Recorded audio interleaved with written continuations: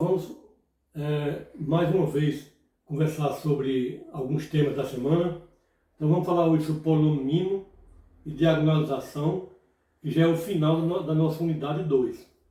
Bem, esse é um assunto que às vezes os cálculos podem ser um pouco complicados, porque envolve tudo que foi visto anteriormente.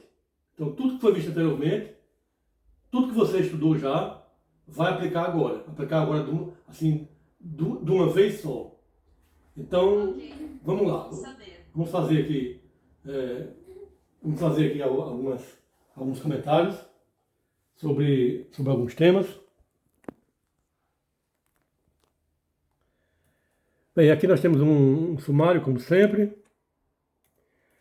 alguns comentários iniciais, e aqui é a nossa primeira definição. Então a gente começa definindo o que sejam matrizes semelhantes.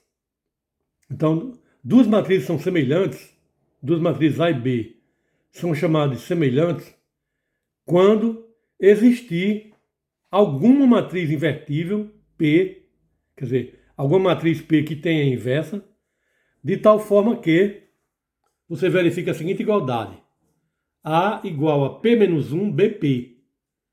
Então, essa é a definição de matrizes semelhantes. Então, A e B são semelhantes se existir matriz P que satisfaça isso. A igual a P menos 1 BP. Aí aqui nós temos um exemplo de matrizes semelhantes. Eu coloquei aqui uma matriz B aleatoriamente, uma matriz B aleatória, 2, 1, 3, 11. Aí coloquei uma matriz P aleatória. Agora, essa matriz P ela tem que ter inversa. Né? Essa matriz P ela é aleatória, mas com essa restrição. Ela é qualquer matriz que tenha inversa. Aí, dada essa matriz B, que pode ser de qualquer jeito, né? Dado qualquer matriz B, e dado qualquer matriz P invertível, então eu calculei aqui a inversa de P, aí depois calculei o produto P-1 BP, aí chamei o resultado de A. Então o resultado encontrado foi essa matriz A aqui final. 21 meios, 1 meio, 29 meios, 5 meios. Note que essa matriz A, ela é bem diferente, sob o ponto de vista numérico, né? Ela é bem diferente de B. Olha B como é que é aqui. A matriz B é 2, 1, 3, 11. Quer dizer, é uma matriz toda inteira, né? Toda inteira. E a matriz B, a matriz A, ela é toda fracionária, né? 21 meios, 1 meio, 29 meios, 5 meios. Então, os valores numéricos não tem nada a ver com os valores numéricos da matriz B. Mesmo assim, de acordo com nossa definição, elas são chamadas de semelhantes. Por que elas são semelhantes? Porque elas verificam essa relação aqui. A igual a P menos 1 BP. Então, elas são semelhantes.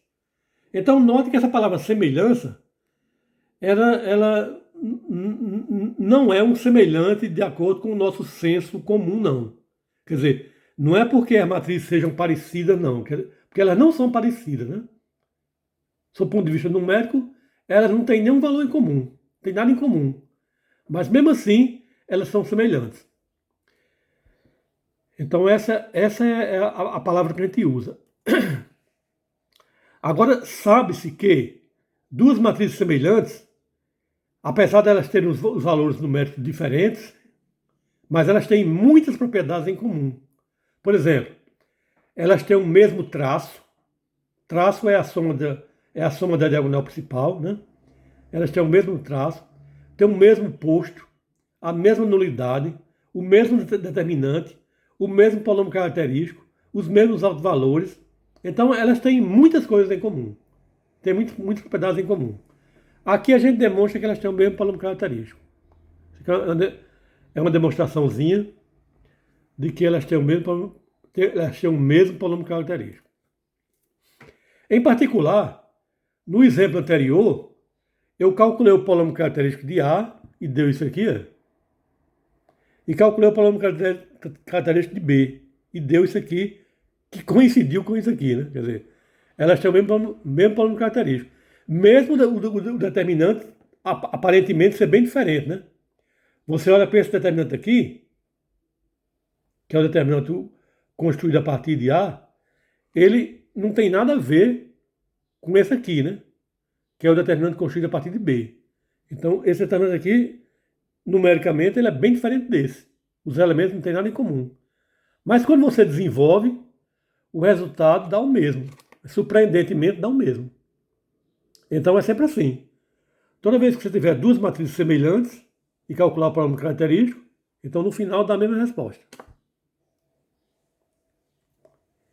Bem, a gente já viu a semana passada, a gente pelo menos já citou rapidamente, que se você tiver um polínômo característico, então e você calcular o P de A, onde A é a matriz, né? Se você tiver o polínômo característico de A e você calcular o P de A, então o P de A obrigatoriamente dá zero. Então toda matriz A, ela é raiz de algum polinômio. Então, toda matriz A, existe um polinômio P de x, tal que P de A dá zero. Então, isso foi o teorema de Cayley-Hamilton, que a gente falou a semana passada. Então, sempre existe um polinômio que anula a matriz, né? Sempre existe um polinômio que anula a matriz, que quando você calcula o P de A dá zero.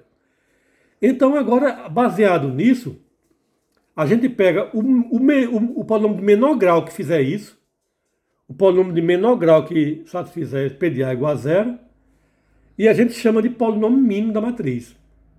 Então, dada a matriz A, entre os polinômios, entre os polinômios que satisfazem isso aqui, P de A igual a zero, a gente pega o de menor grau, e cujo coeficiente do termo de menor grau seja 1, então esse polinômio é chamado de polinômio mínimo. Então, o polinômio mínimo é isso. É o polinômio de menor grau, que começa com 1, né? Quer dizer, o coeficiente do termo de maior grau é 1. Então, é o polinômio de menor grau, cujo coeficiente maior de maior grau é 1 e que anula a matriz, quer dizer, tal que P de A é igual a zero. Então, o polinômio mínimo também é chamado de polinômio minimal. Também é chamado de polinômio minimal por outros autores, né? Quer dizer, alguns autores preferem chamar de polinômio minimal. Mas eu nunca uso essa expressão não, porque eu acho que é uma tradução mal feita, né? É uma tradução mal feita. Minimal seria em inglês, né? Minimal.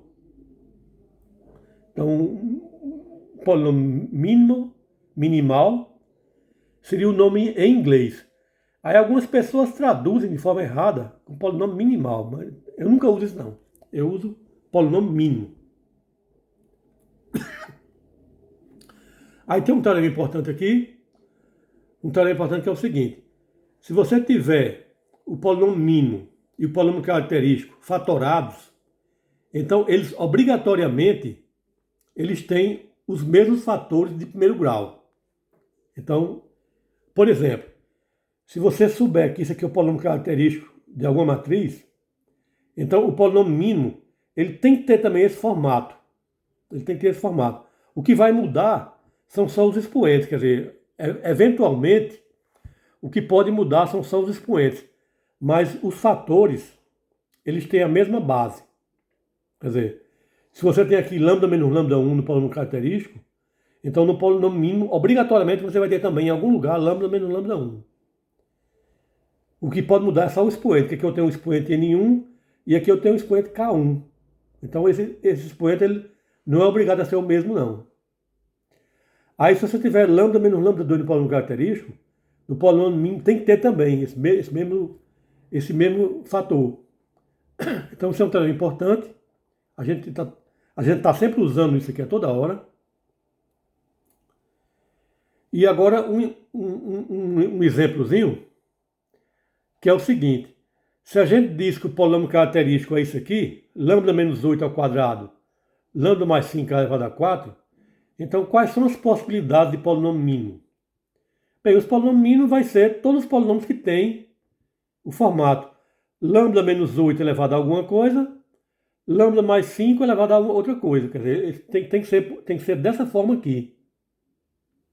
Lambda menos 8 elevado a J, lambda mais 5 elevado a K. Onde esse J é menor ou igual a 2 e o K é menor ou igual a 4. Quer dizer, no máximo, o K é no máximo 4 e o J é no máximo 2. Porque o polinômio mínimo tem que ter menor grau, né? Então, o grau dele não pode superar o do polinômio característico. Senão não seria mínimo, né? Quer dizer, pela definição do polinômio mínimo, o grau dele é menor. Então, os expoentes aqui, obrigatoriamente, eles são menores ou iguais a isso, né? J menor ou igual a 2 e K menor ou igual a 4. Aí, baseado nisso, a gente tem essas possibilidades. Quer dizer, as possibilidades para o qual o J está entre 1 e 2 e o K está entre 1 e 4 são essas aqui. Então, aqui eu tenho esses possíveis polinômios mínimos. Dado esse polinômio característico, eu tenho essas possibilidades para polinômio mínimo. Agora, como é que a gente sabe quem é o polinômio? Porque o polinômio mínimo é uma coisa assim bem definida. Não é uma coisa assim indecisa, não. Onde a gente pode ter uma possibilidade de resultado, não. É um resultado específico. Então, como é que a gente sabe qual desses aqui é o polinômio mínimo? Aí a gente tem que pegar a matriz e tem que substituir. Substituir começando pelo de menor grau. Então, vai substituindo a matriz em cada um deles e olha quando é que ela dá zero. Então, o polinômio de menor grau para o qual, quando você substituir a matriz, deu zero, aí esse é o polinômio mínimo. A gente vai ver isso nos exemplos. Por exemplo, encontre o polinômio mínimo dessa matriz aí. Então, dada a matriz A, essa matriz 4 por 4, encontre o polinômio mínimo dela. Isso é uma coisa, em geral, uma coisa trabalhosa. Calcular polinômio mínimo não é uma coisa imediata. É uma coisa bastante trabalhosa. Usa tudo que você já estudou até agora. Então, tudo que a gente já estudou é como se fosse uma preparação para chegar nesse tipo de cálculo. Então, polinômio mínimo usa tudo. Usa tudo visto anteriormente. Então, para calcular o polinômio mínimo, a gente segue o seguinte roteiro. A gente começa sempre calculando o polinômio característico. O que é polinômio característico? Polinômio característico é esse determinante aqui, determinante de A menos lambda I. Ou seja, a gente pega a matriz A, aí subtrai lambda da diagonal. Subtrai lambda aqui, subtrai lambda aqui, subtrai lambda, subtrai lambda. Aí dá isso aqui.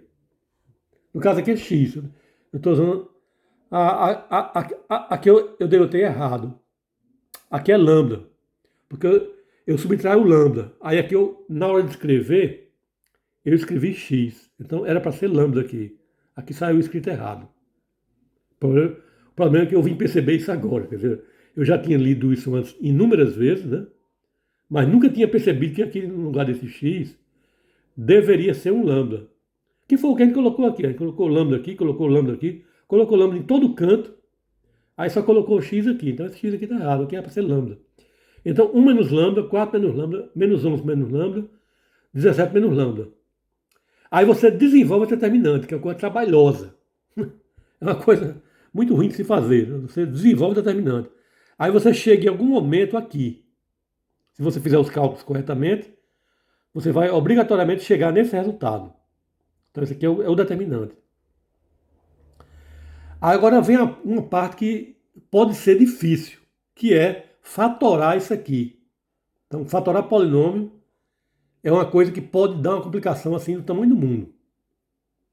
Pode ser bastante enrolado você fatorar polinômio. Quer dizer, não é uma operação assim para você fazer assim rapidamente, não. É uma coisa, em geral, demorada e às vezes a gente não sabe fatorar. Quer dizer, é uma operação que é muito fácil a gente falar, né? Quer dizer, eu vou fatorar esse polinômio. Eu quero fatorar esse polinômio. Agora, você realizar isso, em geral, pode ser uma coisa bastante difícil. Então, vamos tentar fatorar esse polinômio aqui.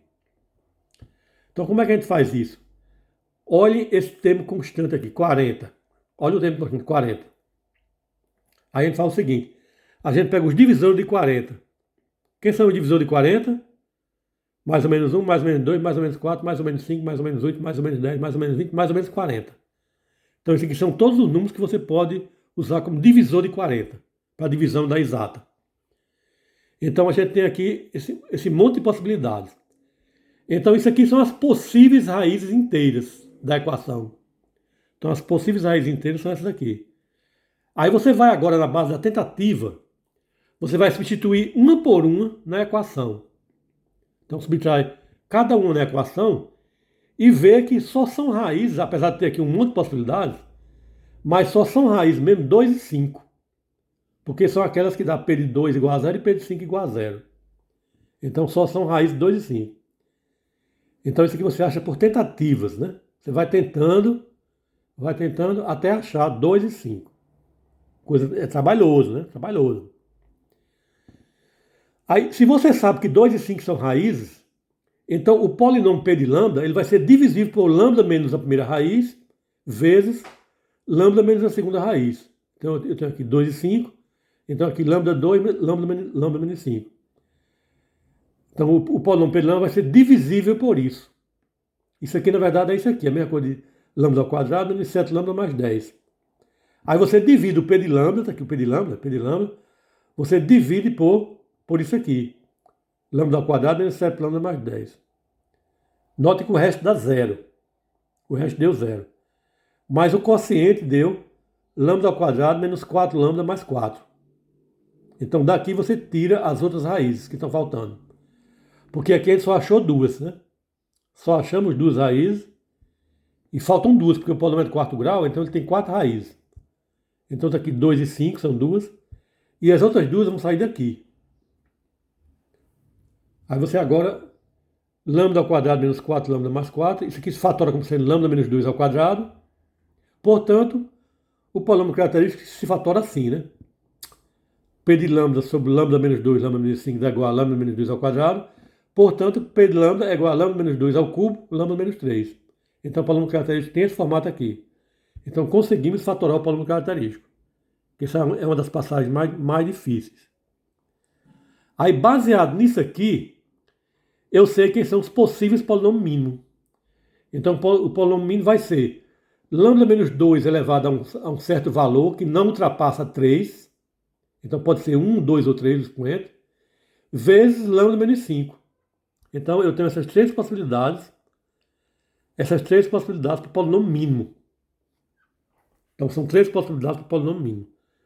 Aí, agora, a gente vai pegar a matriz e vai substituir em cada um deles e ver onde é que dá zero. Então, eu pego esse polinômio aqui, lambda menos 2, lambda menos 5, e substituo a matriz. Eu calculo o m de A. Então, eu pego esse m de lambda e calculo o m de A. E vejo quanto é que dá o resultado. Então, o m de A vai ser isso aqui, que é isso, e ele não dá zero. Ele não dá igual a zero. Ele dá uma matriz aqui que não é zero. Basta você observar isso.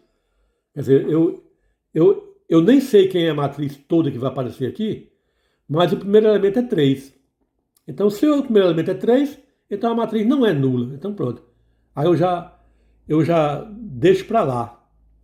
Deixo para lá o que é que significa isso. Eu já sei que esse aqui não é o polinômio mínimo. Não é esse. Aí vamos partir para o próximo, porque a gente tem 3 possibilidades. O próximo agora. O próximo é lambda menos 2 ao quadrado, lambda menos 5. Aí eu calculo o m de A. Aí o m de A dá isso aqui. Ó. Aí dá a matriz nula. Então é porque esse é o polinômio mínimo. Certo? Quer dizer, a gente começa do menor grau, aí vai aumentando, né? Vai aumentando o grau.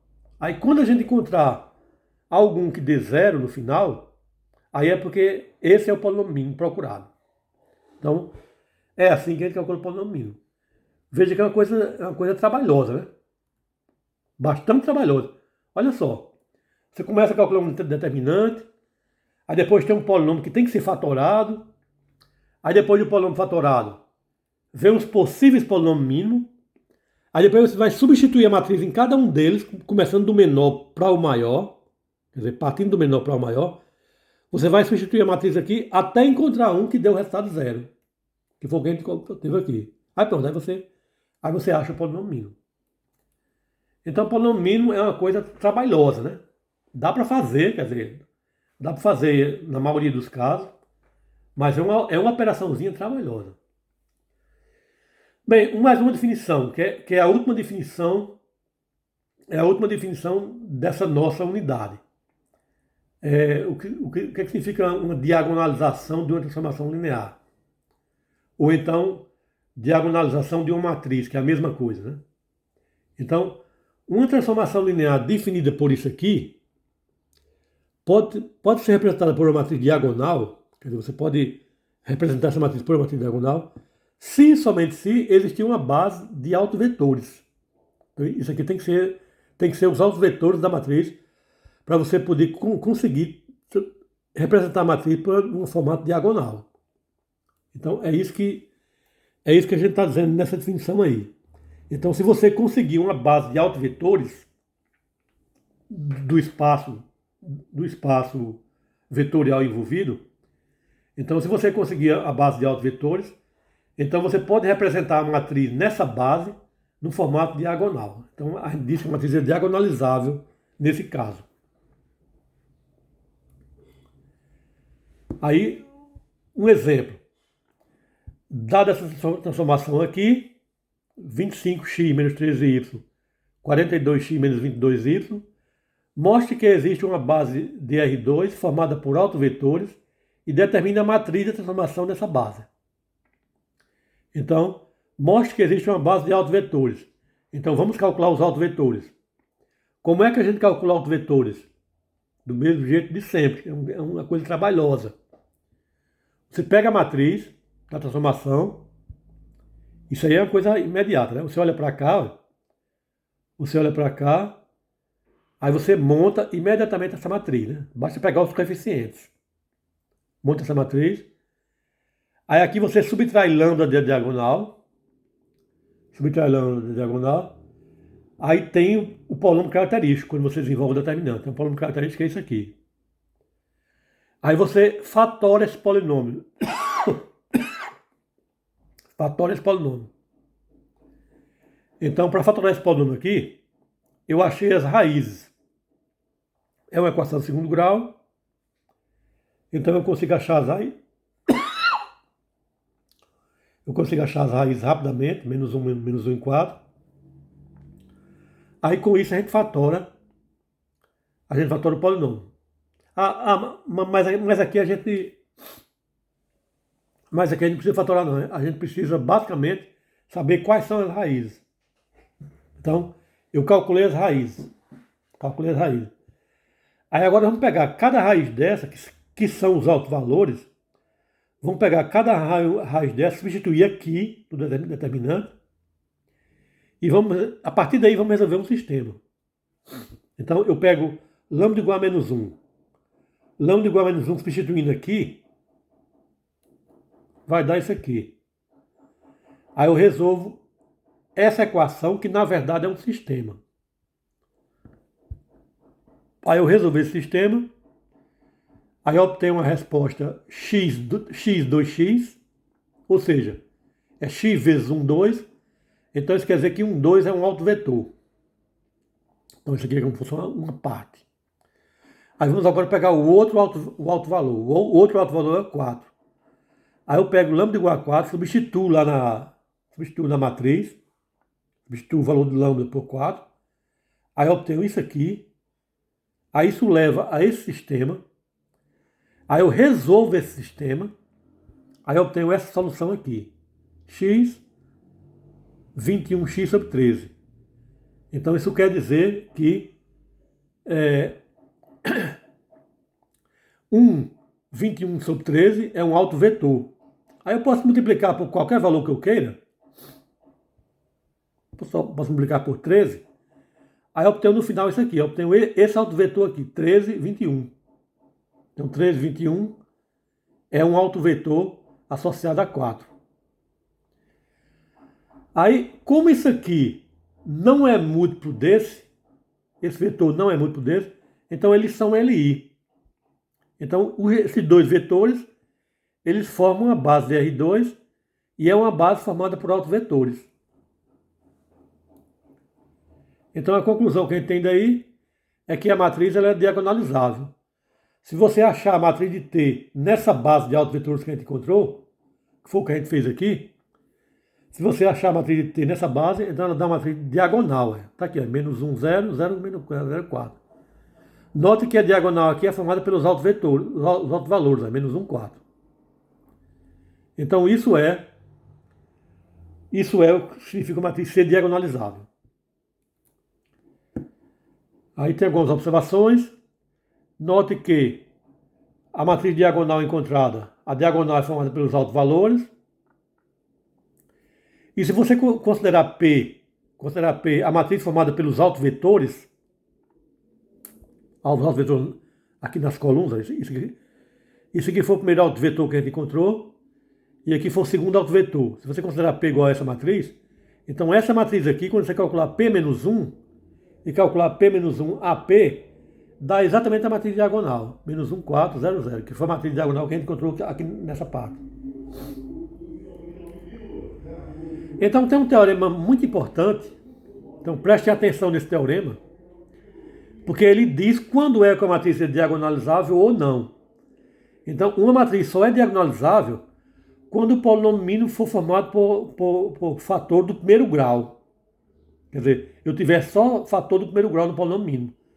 Se eu tiver qualquer expoente aqui que não seja 1, se eu tiver algum 2 ou algum 3, etc., aí ela não é diagonalizável.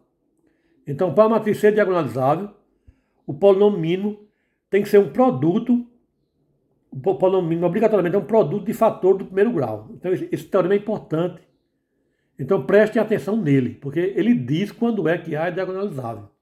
Ele diz assim, perfeitamente quando é que a matriz é diagonalizável.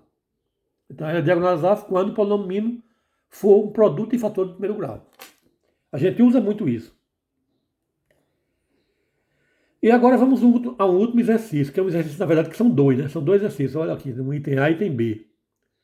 Que é o seguinte, o que a gente pergunta nele? Ele pergunta só uma coisa básica. Determine a matriz de T, é dado uma T aqui, a gente pergunta qual é a matriz de T. Aí a gente determina a matriz com relação à base canônica, que isso é uma coisa imediata, é só você olhar para cá e dizer quem é a matriz.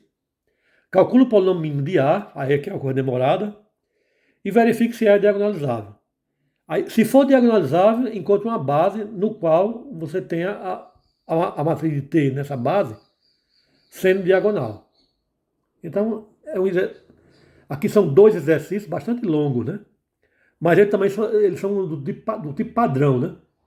Você sempre resolve os problemas baseado no que a gente vê aqui. Então vamos lá. Item A. Dada essa matriz T, no instante a gente escreve a matriz A, né? Quer dizer, dada essa função T aqui, a gente olha para os coeficientes, aí escreve de imediato a matriz A. Aí você subtrai lambda da diagonal, aí tem isso aqui. Aí desenvolve o determinante, aí tem o polinômio característico. Aí você pega aqui os divisores de 16, que são esses aqui. Aí você testa um por um, vai testando um por um na base da tentativa. Aí encontra as raízes. Encontra as raízes como sendo 2 e 4.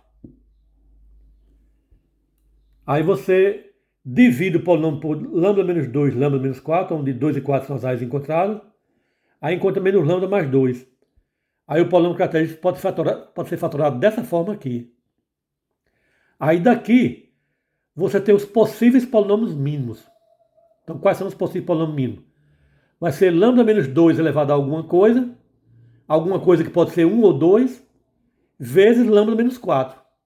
Então isso são os possíveis polinômios mínimos, aqui, esse ou esse. Aí você testa se esse é o polinômio mínimo. Você calcula o M de A. Aí o M de A não dá zero. Então isso quer dizer que ele não é o polinômio mínimo. Então se esse não é o polinômio mínimo, então como eu só tinha duas possibilidades, que é um ou outro, aí como esse não é, aí o polinômio mínimo tem que ser esse, porque esse aqui não é. Esse aqui foi descartado. Aí o polinômio mínimo vai ser esse. Aí pronto, a gente conclui o polinômio mínimo. O polinômio mínimo não é esse, aí só pode ser o outro, né? Só pode ser esse aqui. Aí como eu tenho aqui um expoente 2 nesse termo, né? Lambda ao quadrado menos 2, como aqui é uma coisa maior do que 1, então isso obrigatoriamente faz com que a matriz não seja diagonalizável. Então pronto, isso aqui encerra o primeiro. Encerra o item A, que é como se fosse o primeiro exercício. E agora vamos ao outro. O outro é esse aqui. Dada essa T aqui, aí a gente monta de imediato essa matriz, quer dizer, é só você olhar os coeficientes, você tem essa matriz. Aí depois você subtrai lambda na diagonal, aí tem isso aqui. Aí você desenvolve o determinante, aí chega nisso aqui. Aí agora vamos fatorar esse polinômio. Aí eu tenho os divisores de 7. Divisores de 7 são mais ou menos 1, mais ou menos 7. Aí você testa um por um para ver quem é raiz. Aí por tentativa você acha que 1, menos 1 e 7 são raízes. 1, menos 1 e 7. Aí, consequentemente, o polinômio ele vai ser divisível por lambda menos 1, lambda menos 7. Porque você achou 1 e 7 como raiz. Você achou 1 e 7 como raiz, então isso quer dizer que o polinômio é divisível por lambda menos 1, lambda menos 7. Foi o que a gente fez aqui, né? Dividiu P de lambda por lambda menos 1, lambda menos 7, aí dá 1 menos lambda. 1 menos lambda, aí você consegue fatorar o polinômio assim. Aí aqui você sabe quem são os possíveis polinômios mínimos. Os possíveis polinômios mínimos são lambda menos 1 elevado a alguma coisa que é 1 ou 2, vezes lambda menos 7. Aqui faltou o parênteses. Vezes lambda menos 7. Aí tá aqui os dois possíveis polinômios mínimos. Aí tem o primeiro, lambda menos 1, lambda menos 7.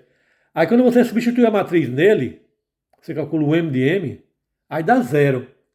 Então quando você substitui a matriz e deu zero, então é porque esse aqui é o polinômio mínimo. Aí como só tem termo de grau 1, isso aqui tem grau 1, tem expoente 1, então, grau 1, e aqui tem grau 1 também, então como só tem fator de grau 1, então a matriz ela é diagonalizável. Então já que ela é diagonalizável, então a gente pode achar uma base de autovetores, que foi o que a gente fez daí para frente. A gente pegou aqueles valores, pega 1 e 7, aí substitui nessa equação, aí isso vai levar a um sistema,